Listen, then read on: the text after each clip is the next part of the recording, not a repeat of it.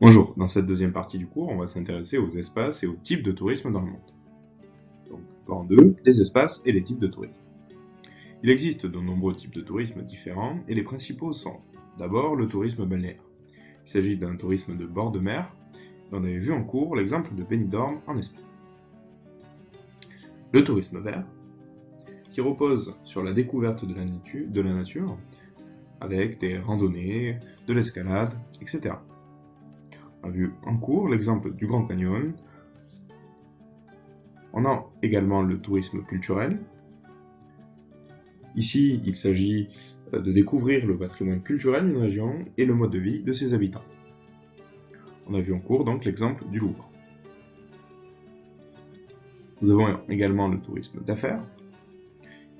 Le tourisme d'affaires, c'est un tourisme qui sert, dont les déplacements s'effectuent dans le cadre professionnel, dans le cadre de son travail, et pour autant, on reste hors de chez soi et on consomme. On a parfois également des loisirs, donc c'est un tourisme comme les autres, entre guillemets. Enfin, cinquième type de tourisme qu'on a vu, même si on pourrait allonger cette liste, c'est le tourisme religieux. Même si cela peut paraître étrange, les pèlerinages, comme ceux de la Mecque ou de Lourdes, vus en cours, sont considérés comme du tourisme. La majorité des touristes vient de pays développés et voyage principalement vers d'autres pays développés.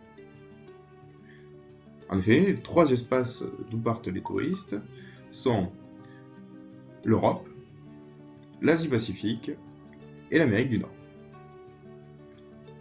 On observera que l'Europe est un des principaux foyers émetteurs de touristes, avec 51% des touristes qui proviennent d'Europe.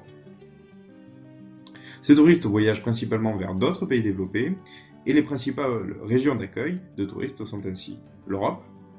Donc la France est la première destination touristique avec 85 millions de touristes en 2015, l'Amérique du Nord et l'Asie-Pacifique.